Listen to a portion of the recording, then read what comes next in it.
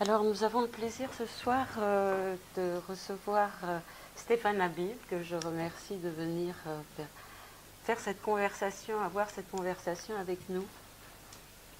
Alors, Stéphane Habib est psychanalyste et il est philosophe, et je dois dire que dans la série des livres, parce que nous recevons donc des auteurs depuis un temps certain, son livre, je dois dire, se distingue parce qu'il est philosophe et qu'il a une façon, bien sûr, de manier les textes, et les textes notamment des philosophes et des historiens, comme, et pas seulement les historiens, des poètes, un rabbin, des gens, enfin, beaucoup de monde. Une rabbine. Une rabbine, c'est Madame le rabbin, elle dit. Je l'ai entendu l'autre jour, elle tenait à se faire appeler Madame le rabbin. Oui. Delphine Orwiller, oui. Madame le rabbin, c'est comme ça qu'elle s'est nommée l'autre jour.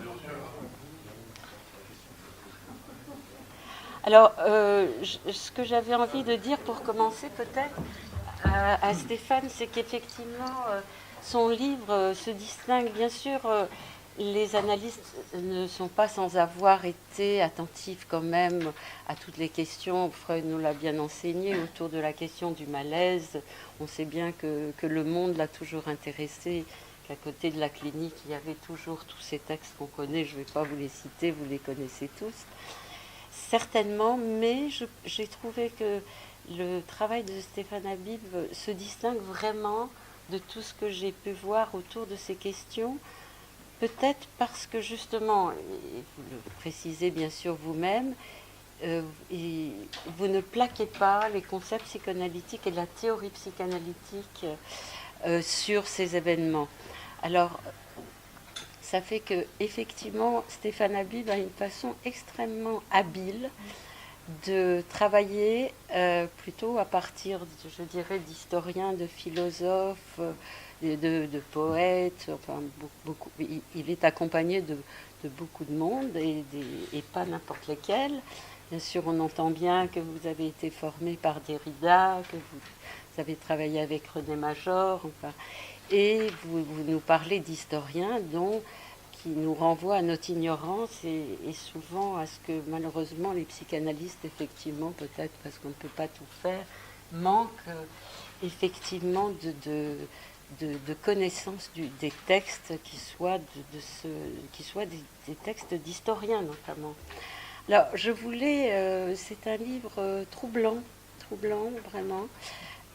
Parce je vais vous raconter une petite historiette, si on peut dire, mais il se trouve que hier, dans la nuit, j'ai fait un rêve. Je ne sais pas si c'était un rêve ou un cauchemar, mais j'avais envie de vous le raconter pour commencer, parce que finalement, les livres qu'on lit nous laissent des effets assez divers. Et il y a des livres comme ça qui se faufilent et qui nous traversent et qui laisse des traces curieuses, comme par exemple de susciter un rêve. Alors, je vais vous le dire en quelques mots, ce rêve, j'étais dans un lieu assez improbable, comme une montagne, et j'étais perdue quand même. Je ne trouvais pas un lieu où je pouvais dormir sans doute ou passer la nuit. Mais ce qui est encore plus intéressant et perdu est un signifiant qui revient aussi beaucoup dans le livre de Stéphane Habib, notamment vous citez Hélène Sixous sur la perte. On a au moins la perte, je ne me rappelle plus. Garder la perte. Garder la perte, oui. J'avais lu ça, bien sûr, ces jours derniers. Mais ce que j'ai trouvé très intéressant et qui fait que mon rêve n'était pas tout à fait un rêve et que ça tenait de la terreur nocturne plutôt, c'est que dans ce rêve était convoquée une de mes amies, une très, très grande amie, qui a travaillé pendant de nombreuses années à l'OFPRA. Et elle recevait des réfugiés politiques qui étaient gravement torturés. Et c'était sa clinique. Elle me téléphonait très souvent pour me parler des horreurs dont elle avait le témoignage. Et donc je me suis dit que c'est pas par hasard que ce rêve m'est venu hier soir, dans la nuit. Donc voilà, il y a quelque chose dans le livre de Stéphane Habib qui réveille, qui est autour bien sûr de l'inquiétude. Le livre il prend comme point de départ quand même la question des attentats.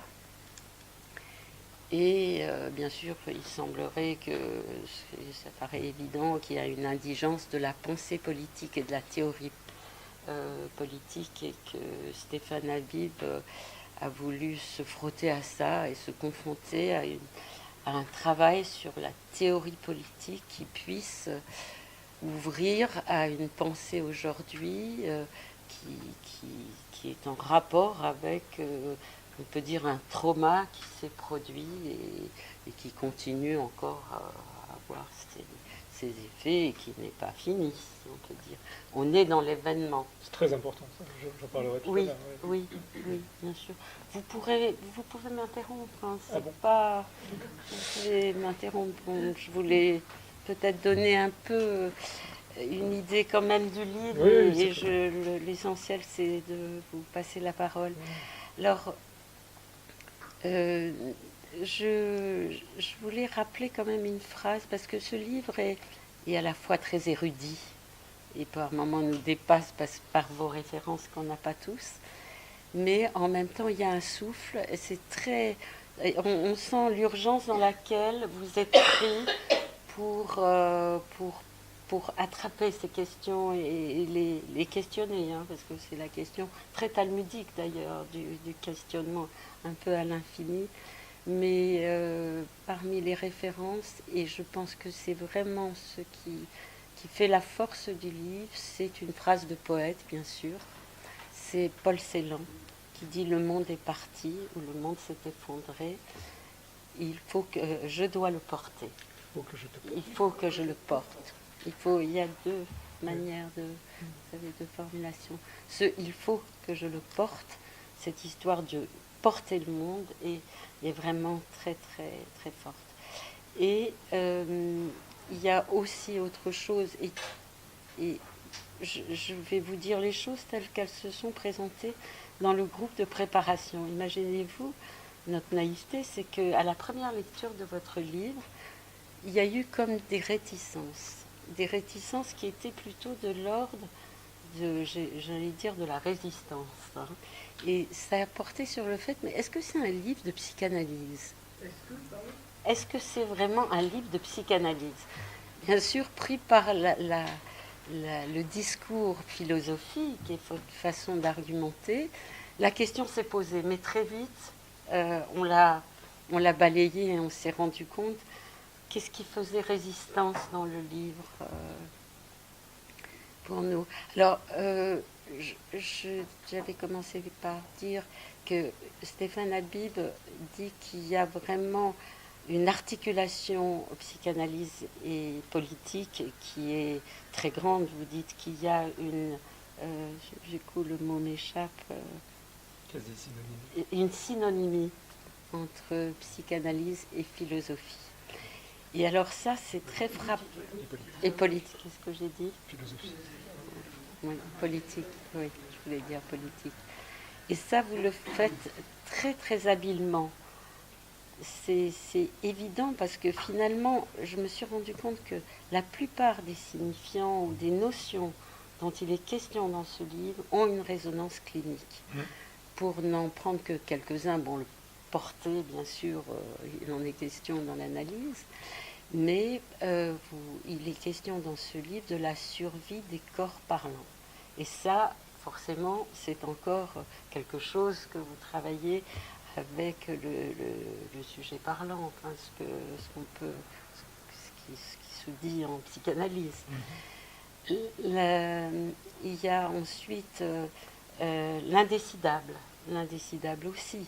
Enfin, je veux dire, tout le long, la réparation, vous parlez de la réparation à partir de cette phrase du Tikkun Olam, oui, qui est donc la réparation du monde. Oui. Enfin, tous les signifiants que vous travaillez surtout avec des philosophes ou des historiens, et enfin tel que vous essayez de nous le faire entendre autour des théories politiques, résonnent complètement. Donc cette idée qu'on avait me semble tout à fait trop rapide et sans doute bien loin de la réalité de ce que vous travaillez.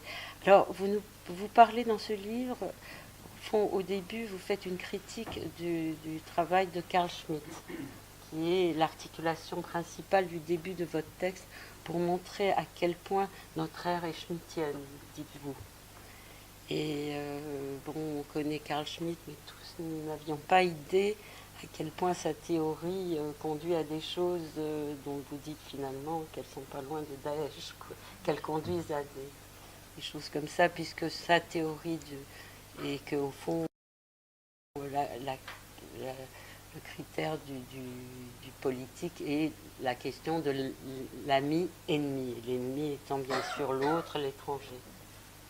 Alors ça, c'est toute la première partie du livre, qui est bien sûr tout à fait sérieusement articulée, et la deuxième partie où il y a une ouverture sur ce que pourrait être.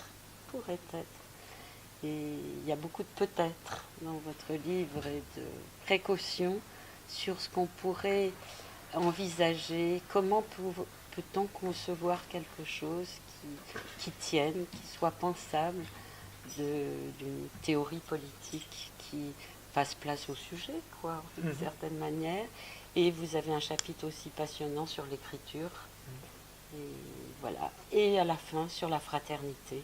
Bien sûr, la question de la fraternité aussi a été posée avec les événements, puisque tout tournait autour des frères. Et vous citez là Catherine Chalier, que nous avons reçue il y a très longtemps, et sur un livre sur la fraternité, dont on a vu le titre Un espoir en clair-obscur. Voilà, je vous dis très rapidement, mais l'essentiel, c'est d'entendre Stéphane Habib un peu nous parler un peu, je dis, parce que ça ne sera qu'une esquisse d'un travail qui est quand même très fouillé, très important, et qui redonne du souffle. Et pour ça, c'est passionnant. Je suis sûre qu'il y aura des gens qui auront envie de vous lire prochainement. Voilà. Alors, peut-être qu'il faut quand même trouver un point d'entrée. Vous parlez de faire parler le politique. Comment on peut entendre ça, faire parler le politique? Alors d'abord, j'enchaîne. Oui, allez-y, bien sûr. Non, d'abord, je vous remercie infiniment de me recevoir. Je vous remercie d'être venu. Parce que c'est toujours un très grand honneur de savoir que des gens lisent quand on écrit. Ça semble aller de soi, mais ça ne va pas de soi du tout. Et puis c'est une chance immense, puisqu'on se dit bien que quand on écrit, on espère être lu, de rencontrer des gens qui nous ont lus, et avec une telle attention, tout particulièrement. Donc vraiment, c'est un remerciement très vif que je tiens à vous faire. J'en profite pour remercier Laurence Joseph, qui est mon éditrice, donc, et entre autres, du travail qu'elle fait, parce qu'elle fait un travail d'une minutie très rare. J'ai connu d'autres éditeurs, donc on travaille vraiment le texte. Alors vous avez dit de manière talmudique, je sais pas, mais au microscope, ce qui me semble décisif. Et elle fait des livres qui me semblent dans le champ analytique très singulier, très important, et toujours soucieux précisément de ce que vous avez dit. Et je voudrais en parler un petit peu je le dirais comme ça, de la déclaustration de la psychanalyse. C'est-à-dire son ouverture, ce serait déjà optimiste, mais qu'elle ne prenne pas cette pente, qui est la sienne, beaucoup ces temps-ci. Peut-être que j'aurais des choses à dire un peu désagréables, mais pour la psychanalyse, qui est de se fermer sur elle-même. Et dans ce cas-là, il m'apparaît qu'elle est en grand danger, et je pense que le travail que fait Laurence, parce que faire un travail éditorial... c'est pour ça qu'on lui est très fidèle. Hein. Je vois, et que je tenais à lui dire, elle le sait, je lui écris et à le dire publiquement, et que ces livres me semblent très précieux. Merci. Ce qui raccorde parfaitement avec... Vous touchez au vif des questions qui me sont les plus importantes, celles qui me travaillent tous les jours en tout cas. Je ne sais même pas par où commencer, je vais comme ça... la question de la philosophie et de la psychanalyse. Bon, à vrai dire, c'est très bon pour le narcisson d'être ici, comme disait Montalis, parce qu'il faut parler de soi. Donc, à vrai dire, quand j'ai eu avant d'être psychanalyste, donc d'être psychanalyste, c'est déjà un problème, mais avant de commencer, j'ai commencé par faire des études de philosophie, et j'ai eu la chance de rencontrer certaines personnes que vous avez nommées, et une que vous n'avez pas nommée, qui est Françoise Gorog, qui était donc chef de service à Sainte-Anne. Et notre rencontre a été une très belle rencontre, et très rapidement, elle m'a donné cette chance incroyable de m'apprendre la psychanalyse, c'est-à-dire de me prendre dans son service comme stagiaire. Et puis très rapidement, elle m'a donné la place de tenir un séminaire à l'hôpital Sainte-Anne. J'étais tout jeune, je n'avais même pas soutenu ma thèse encore. Et donc, on a commencé à faire un séminaire de philosophie et psychanalyse. Pourquoi de philosophie et psychanalyse? Parce qu'il lui apparaissait essentiel de compléter la formation des psychiatres et des psychanalystes, puisque c'était un service psychanalytique, par l'apport de la philosophie, qui est, si on y fait attention, présent à quasi chaque page des séminaires de Lacan. Alors, Lacan a une manière très puissante, mais très particulière de faire allusion à la philosophie. On peut passer vite quand on lit Lacan, mais quand on lit ses références, en même temps qu'on le lit, ça change absolument le texte d'une manière éblouissante.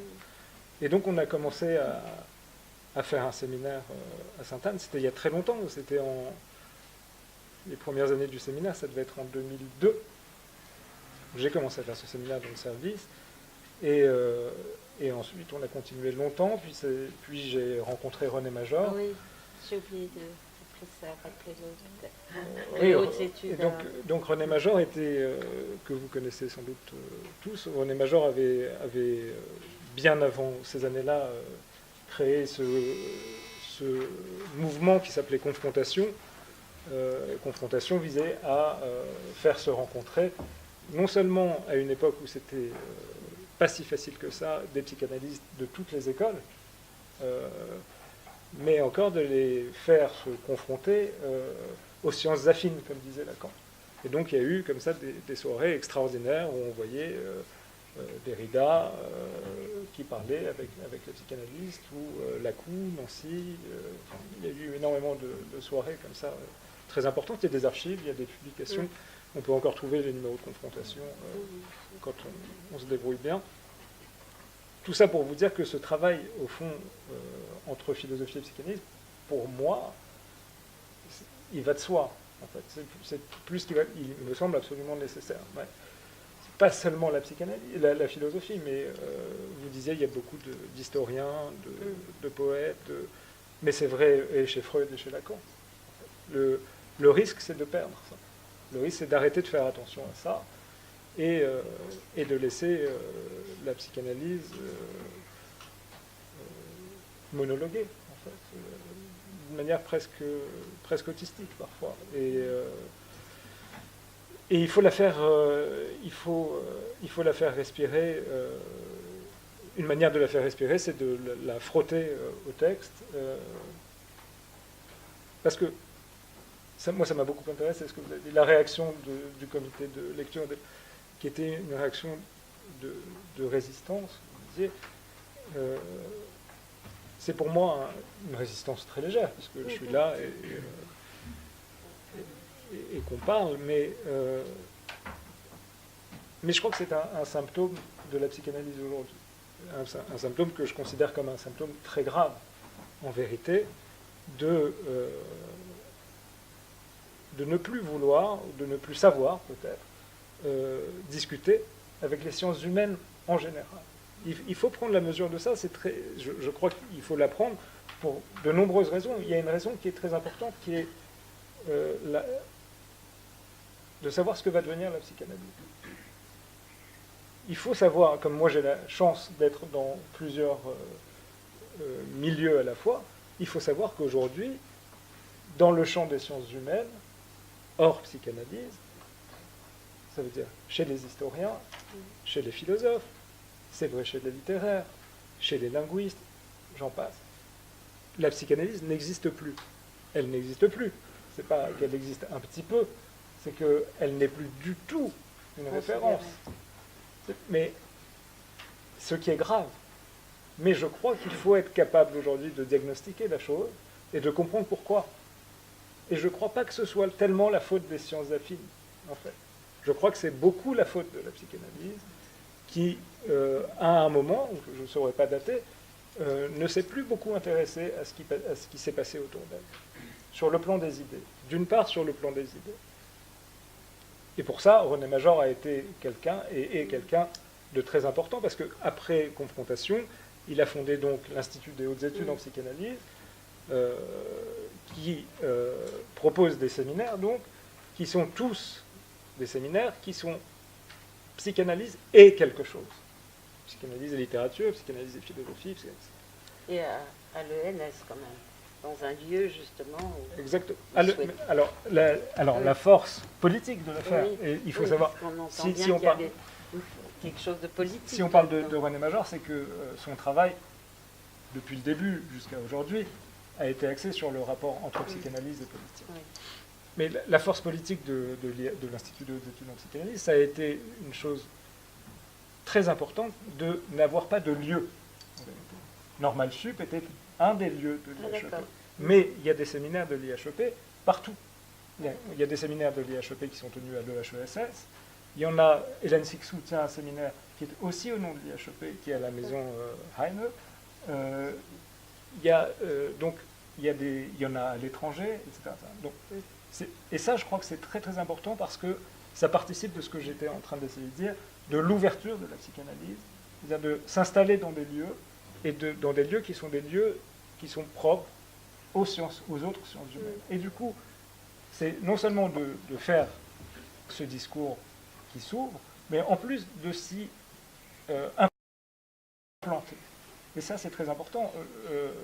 Aujourd'hui, René Major a fait de moi le directeur scientifique de l'IHEP, et donc ce à quoi je vais travailler les prochaines années, et qui me semble décisif, mais vraiment décisif, c'est de renouer, en fait, avec toutes les autres sciences humaines, mais vraiment toutes. Et là, on a un champ et un travail énorme, en vérité, énorme. Quant à la question et là, pour revenir à ce que vous disiez tout à l'heure, la question de ce livre-là, la question du politique. Pourquoi le politique? En vérité, c'est une question très, à la fois très subjective et très, très universelle, précisément. C'est que, à partir de ce qu'on a appelé, signifiant comme ça, les attentats, personnellement, je n'ai plus pu passer mon temps à penser autre chose que la nécessité de penser ce qui était en train d'arriver. Et je trouvais que si j'avais la chance d'avoir une tribune, d'être invité ici ou là à parler, que j'avais la chance d'écrire ici ou là des articles, des livres, ou de faire un enseignement, la moindre des choses que j'avais à faire, c'était au moins d'essayer de penser ce qui était en train d'arriver. Et à vrai dire, depuis ce moment-là, je me suis consacré à ces questions, mais c'est presque pas un choix. Il m'a semblé que c'était une nécessité. Une nécessité aussi pour une raison qui est la question de la psychanalyse, me semble-t-il, qui était que j'étais parfaitement insatisfait, et c'est un euphémisme, je le suis encore, et parfois très en colère, de voir la réaction des psychanalystes devant la situation, j'appelle situation politique, ce qui s'est passé avec les attentats, parce que c'est une question qui est éminemment politique, ou du moins la seule réponse à y apporter aujourd'hui, si on veut faire réponse, est une réponse politique. On pourra ensuite, politique, on pourra maintenant discuter de ce que signifie politique. Mais là, on touche le pire, et la plus grande chance qui nous reste, c'est l'indigence des écoles de psychanalyse, des psychanalystes, etc., qui se sont mis à parler de ce qui s'est passé. Qu'est-ce que c'est l'indigence? C'est exactement ce que vous avez dit tout à l'heure, que je ne faisais pas. C'était de plaquer un discours qui existait déjà, de tout temps, c'est-à-dire le discours analytique, comme si une telle chose existait, mais les vieilles idées psychanalytiques, ce n'est pas une insulte, elles sont vieilles parce qu'elles sont d'avant, sur ce qui est arrivé. Et au fond, la psychanalyse devenait exactement ce que Freud dit qu'elle ne doit pas être à la dernière de ses conférences d'introduction à la psychanalyse, une Weltanschauung, c'est-à-dire une conception du monde. Si on peut plaquer n'importe quel corpus sur quelque chose qui arrive, n'importe quel corpus, alors notre corpus est une vision du monde.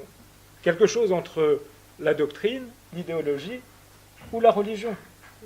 Et après tout, il n'arrive rien. Alors, rien n'est arrivé. En fait, la psychanalyse a été exactement à ce moment-là, dans la même situation qu'au début du livre, j'écris rapidement mais énergiquement une critique du travail d'Alain Badiou, qui, quelques jours après les attentats, a fait une très longue conférence, c'était au théâtre de la Colline,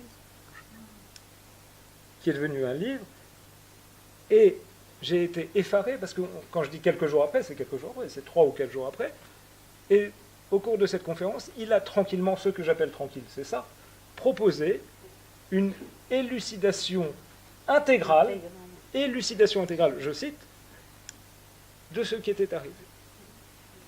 Mais comment ça ? Comment est-ce qu'on peut faire une élucidation intégrale de ce qui est arrivé, lors même que ce qui est arrivé est en train d'arriver ? Et aujourd'hui encore, c'est en train d'arriver. En fait, quand je vous dis que je suis en colère, je suis très en colère quand je vois des psychanalystes aujourd'hui très en vue, absolument très en vue, qui sortent un livre là, tranquillement, et qui nous expliquent, qui vont nous parler du traumatisme post-attentat. Mais c'est quand post-attentat ? Parce qu'on est encore dedans. Il n'y a pas de post-attentat. On est dans les attentats maintenant, et pour pouvoir parler tranquillement d'un post-attentat, vraiment, comme ils sont en train de le faire, et c'est ce qui tue la psychanalyse, je vous assure, parce que j'ai fait un petit sondage autour de moi de gens qui ne sont pas psychanalystes, à qui j'ai fait lire certains passages ou montrer certaines vidéos. Donc précisément, des historiens, des philosophes, certains très connus, d'autres beaucoup moins, etc., des gens qui travaillent avec des textes, avec des idées, des concepts. Je leur ai fait lire ou regarder ces choses-là, et certains m'ont dit, ce sont des gens que je connais, donc ils sont gentils avec moi, ils m'ont dit que si on ne te connaissait pas comme psychanalyste, on dirait, avec les plus grands critiques de la psychanalyse, qu'elle est morte. Parce qu'elle ne dit plus rien. Quand elle dit qu'elle peut faire aujourd'hui une théorie des traumas post-attentat, ça veut dire qu'elle se trompe sur tout. Elle est d'abord et avant tout sur l'idée qu'on est dans une époque post-attentat. Pour dire qu'on est dans une époque post-attentat, non seulement il faudrait qu'on y soit, mais encore, il faut être, et c'est un très très grand risque politique pour la psychanalyse, parfaitement ethnocentré, parfaitement, parce que si depuis quelques mois il n'y a plus d'attentats en France, depuis quelques mois il y a peut-être plus d'attentats en Europe, mais ça saute tous les jours dans le monde entier. De quel post-attentat parle la psychanalyse ? Est-ce que la psychanalyse est blanche et chrétienne ? C'est ça ? Alors dans ce cas-là, elle peut parler de post-attentat. Et encore, si c'était que cette question, je crois que même dans cette situation-là, elle ne le pourrait pas. Parce que ça voudrait dire que les effets même des attentats, sont terminés. On y est complètement. C'est-à-dire que on ne peut pas encore dire ce qui est arrivé. Ce qui arrive, arrive, en vérité. Donc, il n'y a non seulement pas d'élucidation intégrale, mais il n'y a pas non plus de post, il n'y a pas encore d'après. Qu'est-ce que ça veut dire après ? Et quand il y aura un après, on ne sera pas dans un après-après, on sera dans un après, et c'est ça le passage du réel dans l'histoire, on sera dans un après qui portera, et c'est garder la perte, qui portera la trace de ce qui est arrivé, et en tant que trace, elle sera toujours prête à se réactiver. Donc c'est là le travail qui est décisif pour tout le monde, c'est pas que pour les psychanalystes. Et le deuxième point au sujet du problème pour moi entre la psychanalyse et le politique, c'est que la plupart du temps, quand on prend les revues de psychanalyse que nous lisons tous, et qu'il y a un numéro qui porte pour titre « Psychanalyse et politique », la plupart du temps, mais on peut si vous rentrez chez vous, vous regardez vos revues, et vous verrez que la plupart du temps, on parle de la passe. Non, mais c'est vrai. Faites l'expérience en rentrant chez vous. On va parler pendant des centaines de pages de la passe. Et ce sera la politique de la psychanalyse. Mais attention, c'est même pas la politique pour la psychanalyse, ou le politique... C'est la politique à l'intérieur des écoles de... Mais qui en a quelque chose à foutre ? Non, mais qui... On peut en avoir quelque chose à faire, c'est très important, c'est très sérieux. Mais le monde brûle, Et les psychanalystes font des revues qui s'appellent Psychanalyse et politique, où on parle de la passe. Alors c'est sûrement très intéressant, la passe, mais il y a un décalage qui est très dangereux pour la psychanalyse. Et pour ce qui m'intéresse quand je dis ça, c'est qui est très dangereux pour l'avenir de la psychanalyse. Avec une sorte comme ça de possibilité de tout regrouper en une sorte de magma, où on va vous parler du traumatisme, on va parler des migrants, on va parler des attentats, on va parler sans aucune nuance, sans aucune... Et je crois qu'on touche des points qui sont des points à aborder au microscope. Donc voilà comment, de quelle colère, à vrai dire, est né le livre. Je ne dis pas que je ne fais pas toutes les erreurs que je suis en train de dire là, mais je dis que penser le politique, à partir de la psychanalyse, ça nécessite au moins de dire que il est arrivé quelque chose, il arrive quelque chose, et que si on doit pouvoir penser ce qui arrive, on doit être aussi capable de dire que penser ce qui arrive, ça veut dire ne pas savoir ce qu'on va devoir penser maintenant. On doit partir d'un non-savoir.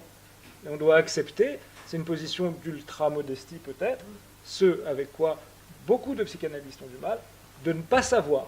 On ne peut pas opiner du chef, on ne peut pas dire oui je sais, on ne peut pas avoir l'air entendu, et comme disait Lacan et demandait Lacan aux psychanalystes, ne vous haussez pas du col. Il faut redescendre, vraiment redescendre. Oui. Pardon. Il faut redescendre, il faut ralentir, et il faut, je crois que j'essaye de me rappeler que tous ces corpus qu'on a là nous permettront peut-être de bricoler quelque chose. Mais il faut accepter de faire du bricolage. Et ça, pour moi, le bricolage, vous le disiez tout à l'heure, le bricolage, c'est le terme, le vocable clé qui raccorde la clinique et le politique. On bricole avec des restes pour essayer de faire quelque chose avec ce qui arrive. On ne sait pas quoi, on ne sait pas comment, on sait qu'on ne sait pas, mais à partir du moment où on sait qu'on ne sait pas, on peut commencer à penser. Dès qu'on sait ou qu'on croit savoir, on ne pense plus. Et il faut pas, c'est pas de moi. Quand Lacan disait au séminaire ne vous dépêchez pas de comprendre, hein, c'est exactement ça. Ne nous ralentissons en fait. Et je le dis, je crois, au début du livre, ce livre-là, c'est un ralenti. C'est rien, en fait. C'est le début d'un point d'interrogation pour moi. Mais il faut dire qu'on pose un point. Il ne faut pas dire qu'on sait, en fait. On ne sait pas. On ne sait pas. Si on sait, ça veut dire que ce qui est arrivé est toujours déjà arrivé. Donc, voilà. Et c'est beaucoup de travail, ce bricolage. C'est beaucoup de travail. C'est beaucoup de travail. Ça ne repose pas sur rien. Et effectivement, enfin, ce que vous dites, d'ailleurs, je dois dire que dans votre livre, vous êtes assez, assez discret. On entend bien que cette critique que vous venez de dire de façon beaucoup plus ferme sur l'état de la psychanalyse aujourd'hui et son enfermement. Mais qu'est-ce qui fait, je ne sais pas, je trouve que la question est difficile aussi du côté des psychanalystes. Est-ce que vraiment, qu'est-ce qui a fait notre fermeture?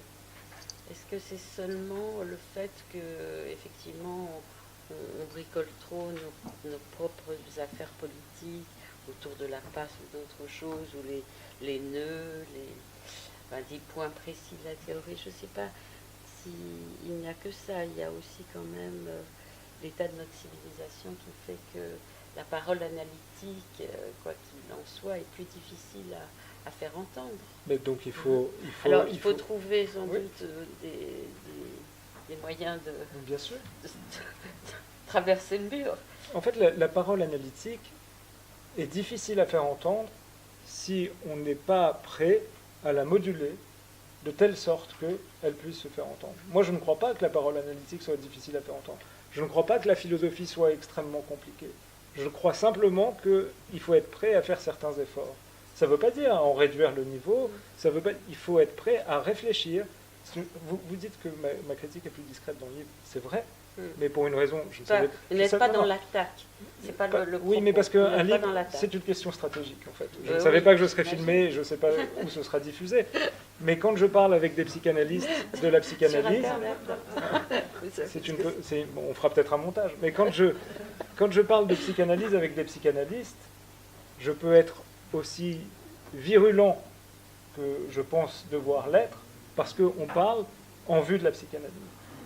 Vu la situation de la psychanalyse aujourd'hui, quand je parle à un autre public, dans mon séminaire demain, dans une tribune, dans un journal, etc., je ne prendrai pas du tout, je défendrai toujours la psychanalyse. Mais ici, je me dis que c'est l'endroit, et je vous remercie de la tribune que vous donnez, c'est l'endroit où on peut discuter de ces choses-là librement, vraiment, sans me prendre le risque d'être accusé de vouloir détruire la psychanalyse. Au contraire, ma question est celle de l'avenir de la psychanalyse.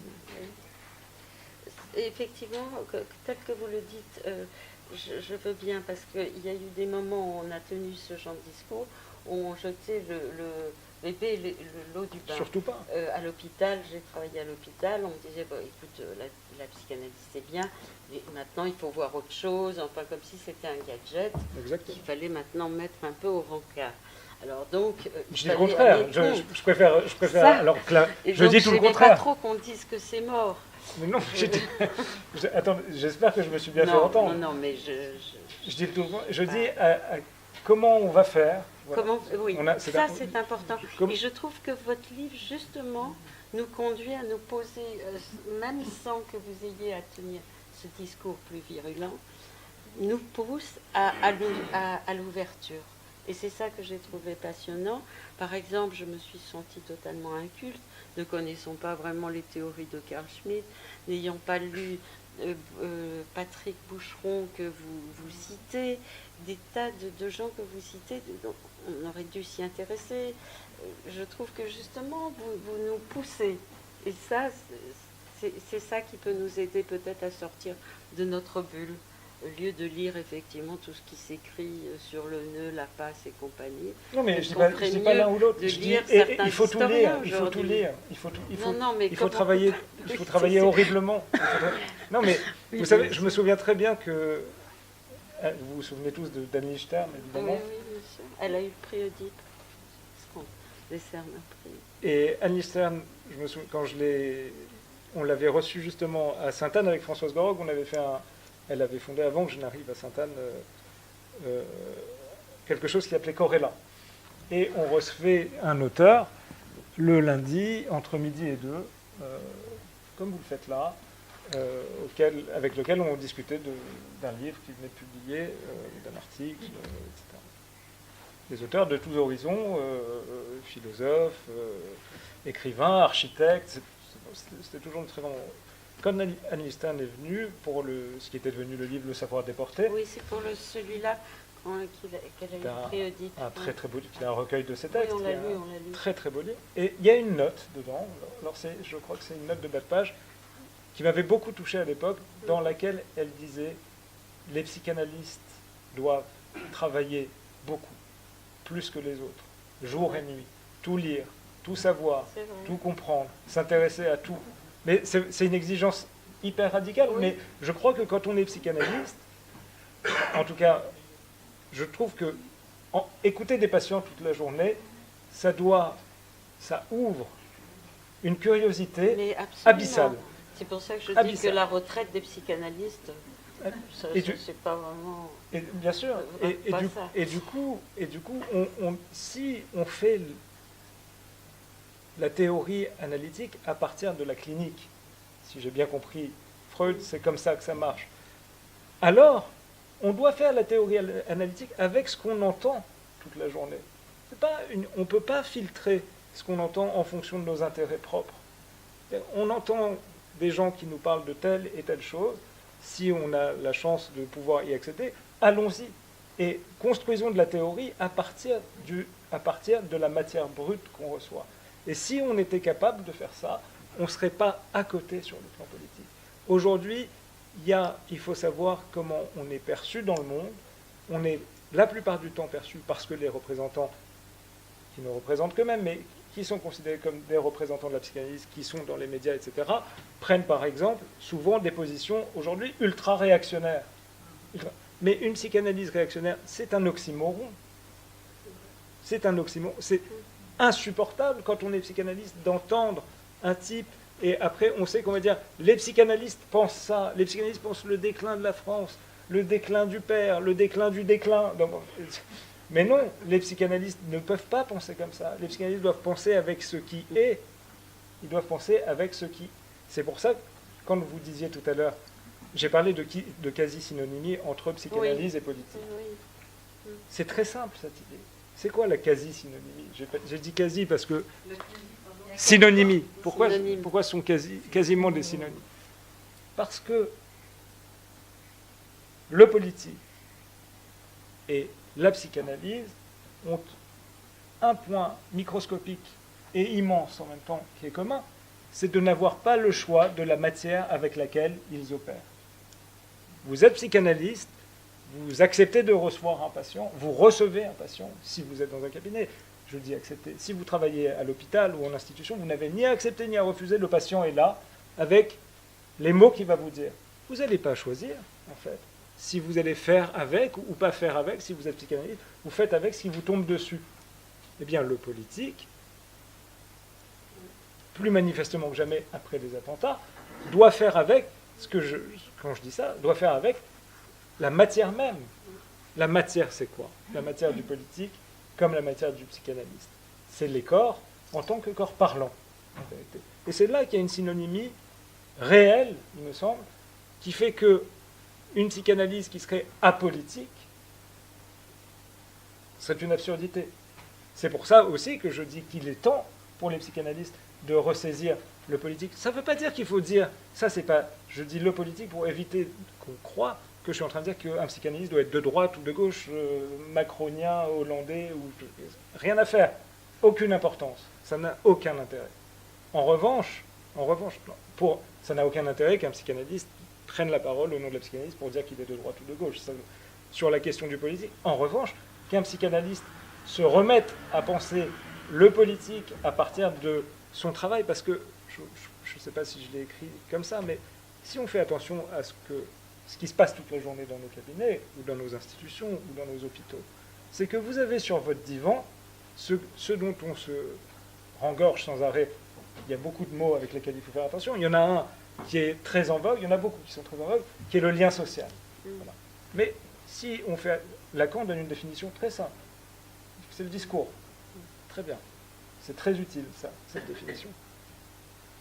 Mais ça veut dire quoi? Ça veut dire que toute la journée, on a assis en face de nous ou allongé sur nos divans le lien social. C'est incroyable à partir de ce moment-là de penser qu'un psychanalyste puisse se désintéresser du politique. Le lien social est là, il est là. Ça veut dire que plus que personne d'autre, on a dans les mains et dans les oreilles la possibilité de faire avec le politique. Plus que personne d'autre. Et ne pas le faire me semble aujourd'hui incroyable. Vraiment incroyable. Et juste un... pour ce qui est de Carl Schmitt, c'est très délicat. Carl Schmitt, c'est une matière inflammable, explosive, extrêmement dangereuse. Qui est Carl Schmitt? Carl Schmitt était un théoricien du droit nazi. Oui, théoricien du droit nazi. Mais dans théoricien du droit nazi, il y a théoricien du droit qui a écrit des livres, qui a écrit un livre qui s'appelle Théologie politique, qui est un livre très important, qui a eu, après coup, un succès très étonnant, parce qu'il faut savoir qu'aujourd'hui, on a réutilisé Carl Schmitt. Après tout, il a le dessin de Gramsci, finalement, aussi bien à l'extrême droite qu'à l'extrême gauche. Et puis, hors extrême. Dans le livre qui s'appelle Théorie politique, il pose, c'est ce dont je me sers dans le livre, j'ai essayé de prendre la chose la plus simple, mais il pose le critère du politique comme étant la discrimination de l'ami et de l'ennemi. Et il dit qu'il y a politique à partir du moment où il y a la discrimination, donc la différence, la distinction de l'ami et de l'ennemi.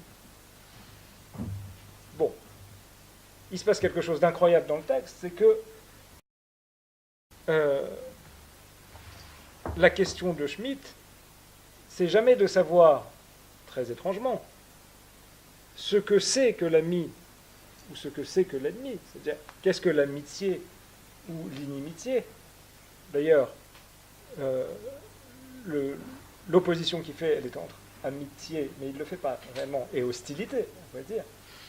Mais ça, c'est alors que ce sont les concepts massifs qui permettent de définir, de donner l'essence du politique. Je ne dis pas le mot essence, mais parce que moi je dis que c'est une essentialisation du politique. C'est l'ami et l'ennemi, sans jamais dire ce que c'est que l'amitié ou l'inimitié. En revanche, ce qui l'intéresse, c'est qui. Qui est l'ennemi? Qui est l'ennemi? Qui est l'ennemi? Et dans une phrase d'une simplicité ahurissante, qui aurait eu beaucoup de succès, c'est atroce de le dire comme ça, mais c'est vrai, il dit l'ennemi, c'est l'autre, virgule, l'étranger. Bon. Alors on va dire, d'accord, c'est un théoricien du droit nazi, etc., etc., c'est raccord, c'est le nazisme, mais non, c'est plus compliqué que ça. D'abord, parce que si on fait un petit peu attention à l'histoire du monde, il y a pas, c'est pas le propre du nazisme d'avoir pensé l'ennemi comme étant l'autre, l'étranger, etc. C'est un truc d'une banalité sans nom. Mais surtout parce que, et pourquoi j'ai parlé de Schmitt là, ici, parce que on s'est beaucoup trompé au début, beaucoup, sur le califat. On a longtemps dit du califat, de Daesh, on a longtemps, mais quand on dit le califat, on entend le délire historique qui est derrière, qui est fantasme, délire de l'histoire. L'histoire est présente dans le livre parce que l'histoire a une grande part dans ce qui nous arrive. Le califat, contrairement, on a beaucoup pensé, on s'est beaucoup moqué. On s'est beaucoup moqué d'une chose, par exemple, je m'en souviens très bien, à la radio, dans les journaux, c'était, vous vous en souvenez certainement, l'autofondation et l'autonomination du califat. On disait, le califat c'est une blague, c'est rien du tout, il s'est autofondé, autoproclamé, autonommé. Mais d'abord, l'histoire des États est toujours une histoire d'autofondation, toujours. Ensuite, c'était fondamental de se rappeler ça, c'est de l'histoire politique, en fait. Il n'y a pas d'État qui ne se fonde comme ça. Ensuite, on a donc pensé qu'ils étaient idiots et naïfs. Mais en vérité, quand on commence à lire les textes qu'on peut lire en ligne du califat, de quoi on se rend compte? On se rend compte que les théoriciens du califat sont des théoriciens qui ont tout lu, absolument tout lu. Ils sont passés à côté de rien de notre histoire, de la métaphysique, de la théologie politique, de la pensée occidentale, rien. Ils sont passés. Et surtout pas à côté de Carl Schmitt. Et au fond, quand on prend les textes du califat, ce que j'ai fait dans le livre, et qu'on les met en miroir avec les textes de Schmitt, on se rend compte que le califat a lu Carl Schmitt. Je prends deux exemples dans le livre, où je prends un texte de Schmitt, un texte du califat, et c'est ahurissant, c'est la même chose. Jean-Claude Milner, avec cette intelligence très précise qu'on lui connaît, a écrit un article dans Le Monde, d'une justesse absolue, dont le titre suffit, le califat a des lettres. A des lettres. A des lettres. A des lettres. Le califat a des lettres. Et oui, le califat a des lettres. C'est effrayant. C'est encore plus effrayant. C'est encore plus effrayant. C'est encore plus effrayant. Mais il faut prendre la mesure avec qui, à quoi on a affaire. En fait, quand le califat a des lettres, on ne peut pas se permettre de rire. La question de entrer dans l'histoire. Est-ce que ça va rentrer dans l'histoire? Est-ce que ça rentre dans l'histoire? Est-ce que c'est rentré dans l'histoire? Deux choses. D'abord, pour ce qui est de l'histoire des historiens, comme je dis, qui est notre histoire, qui est l'histoire de tout un chacun. Un historien est quelqu'un qui écrit de multiples façons à partir de ce qui arrive et des archives de ce qui est arrivé, et parfois pour comprendre ce qui arrive, etc. Bon, ok. Le califat a fait effraction dans l'histoire. Mais l'effraction est une entrée violente dans l'histoire. on ne peut pas exclure de l'histoire une effraction dans l'histoire. Faire effraction dans l'histoire, ça ne veut pas dire que ça tombe de nulle part, loin de là. C'est une manière, c'est pour ça que je vous répondais comme ça, c'est une manière disruptive de faire son entrée dans l'histoire. Et là, pour reprendre ce que je disais tout à l'heure, au sujet de la locution post-attentat, vous parliez du nazisme. Vous dites que vous n'êtes pas sûr que ça ait changé ou que ça ait écrit l'histoire d'une manière différente. Sur le plan clinique, on ne peut pas, je ne sais pas si, je pense que vous allez me dire que c'est évidemment pas ce que vous faites, mais il y a une hiérarchie dans ce que vous dites, parce que c'est comme si les effets minoraient la chose. Les effets, non, mais minorer, c'est pas grave, mais c'est pas les effets. On parle du nazisme. Un réel passe dans l'histoire. Il suffit de prendre la pensée. Soit, et c'est vraiment une décision de l'ordre de la pensée, et de l'ordre de l'éthique, et de l'ordre du politique. Soit on continue après le nazisme, et ça arrive encore aujourd'hui, à faire la psychanalyse, la philosophie, la littérature, la poésie, etc., etc., comme avant, soit l'ordre du monde a été changé d'une manière irréparable. Et il ne nous reste plus qu'à écrire à partir d'un irréparable. Vous parliez de l'impensable. Vous dites si c'est impensable, alors ça ne peut pas être pensé. C'est plus compliqué que ça. Ça, c'est la thèse de Badiou, précisément. Badiou dit l'impensable est la défaite de la pensée dans cette conférence-là. Il n'y a pas d'impensable. À chaque fois que vous direz, or ma thèse, c'est à chaque fois que vous direz qu'il y a de l'impensable, c'est la défaite de la pensée. Or, la philosophie doit penser.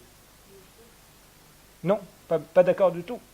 L'impensable n'est pas la négation de la pensée. L'impensable, comme l'indécidable, c'est le souffle de la pensée, en vérité. C'est à partir de là, et de là seulement, qu'il y a de la pensée. Je ne sais pas si on est d'accord, parce que vous appelez ça effet, et moi j'appelle ça matière brute, à partir de laquelle il reste quelque chose à faire, s'il y en a du reste. Enfin. Quand Lacan dit que l'inconscient est structuré comme un langage, il y a justement une sorte de... il fait voler en éclats. Oui, justement. Eh ben, qu'est-ce qu'il nous dit? Si l'inconscient est structuré comme un langage, ça veut dire que l'autre est le lieu du langage. Donc il y a le toujours déjà là de l'autre. Au fond, il y a une sorte de pré-originarité structurale qui fait qu'il n'y a pas d'origine de la parole situable comme telle. C'est ce que dit Lacan en vérité. C'est très compliqué ce qu'il fait là. C'est une opération extraordinaire et qui fait voler en éclats toute idée d'origine, justement une. Il y a un pré-originaire radical qui fait qu'il y a un toujours déjà là de l'autre. Et tu reviens sur la question de Shoah, bien sûr, mais justement, est-ce que, je ne sais pas si j'entends bien, hein, il me semble que peut-être Stéphane Habib veut encore être dans l'actuel de maintenant. Ce qui n'exclut pas. Bien sûr que ça n'exclut pas, mais il y a quelque chose peut-être encore plus spécifique qui nous concerne là, aujourd'hui, maintenant et à venir, dont il me semble que Stéphane Habib se préoccupe. Il ne le résout pas, bien évidemment, mais il me semble qu'il essaye de faire un pas de plus. Mais pas sans ça, exactement. Bien sûr, pas sans ça. Comment ça peut être sans ça? C'est pas possible. Mais il y a un pas de plus à faire. Pour essayer, oui, un pas de plus, qui est lié à ce que vous semblez vouloir attraper. C'est pourquoi vous insistez sur le califat. Et sur l'avenir, beaucoup, parce que je dis que l'avenir, donc ce qui va venir, est l'autre nom du politique, en fait. Oui. Et justement, ce qui a été très difficile, qu'il est encore, éminemment, la discussion de maintenant, l'affaire Badiou, les psychanalystes dont je parlais tout à l'heure, et dont vous parlerez sans doute encore longtemps, il y aura d'autres livres, il va y en avoir beaucoup. Ce qui est très compliqué, c'est comment, puisqu'il y a de l'impensable, comment penser sans tout ce qu'on connaît. Sans tout ce qu'on connaît. C'est ça la question pour moi.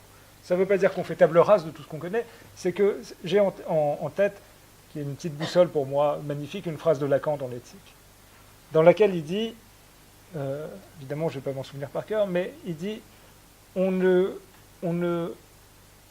répète pas, on ne cube pas Hegel, Marx et Freud, ou Nietzsche, Marx et Freud, on s'en sert. On s'en sert. Voilà. Et là, toute la finesse de Lacan, avec les auteurs, mais aussi avec le bricolage dont je parlais là, c'est ça qui doit nous servir maintenant. Ça veut dire que tout ce dont on est en train de parler là, on ne peut pas simplement, comme ça a été beaucoup fait, comme c'est encore beaucoup fait, faire des comparaisons historiques. On doit penser en régime de singularité. C'est pour ça qu'il y a de l'impensable. On doit penser en régime de singularité. S'il est arrivé quelque chose, que ce quelque chose est du nouveau, alors c'est singulier. Pour réussir à penser autour de ça, on va se servir de nos boîtes à outils, mais on ne va pas les ramener comme étant déjà utilisables. On va construire des outils à partir d'outils anciens. Et c'est ça ce que vous disiez, je crois, que j'appelle l'avenir, c'est qu'on est obligé aujourd'hui de repenser, c'est peut-être très exigeant, mais de penser en fait à partir de ce qu'on ne sait pas. Et c'est pour ça que c'est compliqué ce que vous êtes en train de dire en fait. Ça veut dire que vous parlez d'effets, etc. Moi je dis qu'il y a une fracture et que tout à l'heure vous avez parlé du tikkun olam, de la réparation. J'utilise le mot réparation dans le livre à dessein parce qu'il est insupportablement utilisé comme quelque chose de possible. Qu'est-ce qu'on entend aujourd'hui par réparation, résilience, etc., etc. Il y a un trou, une lésion, on va le boucher, on va le combler, on va faire une belle cicatrice, et voilà. Or, je pense que la réparation, c'est exactement le contraire. La réparation, ça va être tresser quelque chose autour d'une perte qu'on garde comme perte. Et c'est tout. Et c'est tout. Il faut être là aussi très humble, en fait. On ne va rien refermer du tout. On va penser à partir de ce qui est arrivé. Et si on referme, en vérité, on recrée quelque chose, on remet en place les conditions de possibilité pour que ça arrive. Il faut absolument accepter de conserver la perte comme étant une brisure. Et réparer, c'est garder la brisure, en vérité. Mais il y a une garde, en fait. Il y a une sorte de garde, de réserve, de veille à ce que la brisure reste. En fait, elle est impossible, vraiment, réelle, en fait. À partir duquel seulement, quelque chose va être pensé. Mais moi, j'ai toujours très peur de cette idée qui n'est pas la vôtre, mais qui, là, transpire de la possibilité de penser que peut-être le nazisme n'a pas réussi, mais qu'est-ce qu'on appelle réussi? Il n'a pas réussi, mais qui n'en porte pas la trace aujourd'hui? Qui n'a pas plongé sur la référence au premier attentat qu'il y a eu à Paris? Qui n'a pas plongé sur la référence? Pourquoi? Mais parce que ça non plus, ça n'est pas terminé. La réussite est telle que c'est vers là d'abord qu'on va aller. Ensuite, il va falloir ralentir parce que ça n'est pas la même chose. Et en fait, on est très embêté politiquement parce que penser politiquement, ça veut dire penser en régime, et ça n'est pas un régime de singularité. En régime de singularité, on ne compare pas une douleur avec une autre, on ne compare pas un événement avec un autre, on ne compare pas une séquence historique avec une autre séquence historique. Et ça, c'est l'impossible pour la pensée parce que nous ne pensons que, de prime abord, par comparaison. Ceci me fait penser à cela, je raccorde ceci à cela et je me rappelle de ceci à partir de cela. Mais là, on ne va pas penser la singularité de la chose. Or, le devoir, y compris à partir du Shoah de Lanzmann, c'était un devoir de penser en termes de singularité. Quelle est la singularité de cette chose-là, en fait? Et là, on va commencer à penser. Et penser en régime de singularité, ça veut dire penser à partir de la garde de l'impensable. Ça veut dire qu'on va penser, mais que l'impensable reste un impensable. Ça n'est pas une résolution de l'impensable. La génialité de Lacan, avec le réel, c'est ça. Et Edmund Stern avait cette thèse, qui se défend très bien, que le réel de Lacan vient des Kant. Que le réel, elle se tient, en fait. On voit bien pourquoi elle peut penser ça. On voit bien ce qui peut lui faire penser ça, en vérité. Et la politique, c'est la prise au sérieux de la singularité de chacun. Là, il y aura du politique. J'ai appelé politique dans le livre. J'ai pas appelé politique, j'ai appelé minimal du politique. Oui. J'ai appelé minimal du politique parce qu'avec Milner, je suis parfaitement d'accord pour dire qu'en termes de politique, il faut être minimaliste. Et après, une fois qu'on sera revenu à ce minimal du politique, une fois que politique voudra de nouveau dire quelque chose, et pour tout le monde, y compris pour les banlieues dont vous êtes en train de parler, on pourra ajouter de belles idées autour de ça. Mais ça, on verra après. Donc il faut minimaliser le politique. Et j'ai appelé ça, j'ai parlé du minimal du politique, comme étant la question de la survie des corps parlants, les uns, j'avais dit au début, après j'ai ajouté, j'ai pris la belle locution de Lacan, c'est pas sans les autres. Les uns, pas sans les autres. Et survie, à ce moment-là, survie est un terme très important, parce que évidemment, il résonne historiquement à nos oreilles de manière terrifiante, mais aussi, on doit pouvoir le faire résonner autrement, comme Derrida l'a fait en lisant Benjamin, par exemple, survie. Avec le trait d'union. Avec le trait d'union. C'est-à-dire qu'il y a l'intensification, et le plus de vie, et aussi la vie après la mort. La vie après la mort, qui répond à votre question de la transmission, d'ailleurs. La vie après la mort, ça veut dire la vie d'une œuvre après la mort de son auteur, par exemple. Parce que Derrida prend cet exemple quand il cite Benjamin sur la traduction. Donc, cette survie-là des corps parlants, les uns passant les autres, et les corps parlants, là, c'est très important, parce que, comme le dit Arendt, Milner, mais toute une histoire de la pensée, de la théorie politique, de la philosophie politique, etc., c'est la parole qui fait le politique. Et là, Arendt est complètement géniale, parce que elle s'en prend, dans une note de Qu'est-ce que le politique, une toute petite note, elle s'en prend, l'air de ne pas y toucher, à une question massive de la pensée politique. Elle s'en prend aux zones politicones, l'homme animal politique. Et elle dit, mais pas du tout, pas du tout, du tout. Le politique n'est pas une question de nature.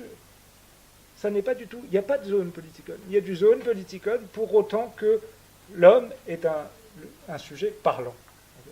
Et il devient politique pour autant qu'il y a de la parole. Et ça, c'est très important. Ça veut dire qu'elle le dit, je cite beaucoup cette phrase, elle dit que dès lors que la question du langage est en jeu, alors l'affaire devient politique. Dès lors que c'est très fort. C'est très fort aussi pour faire le lien entre psychanalyse et politique.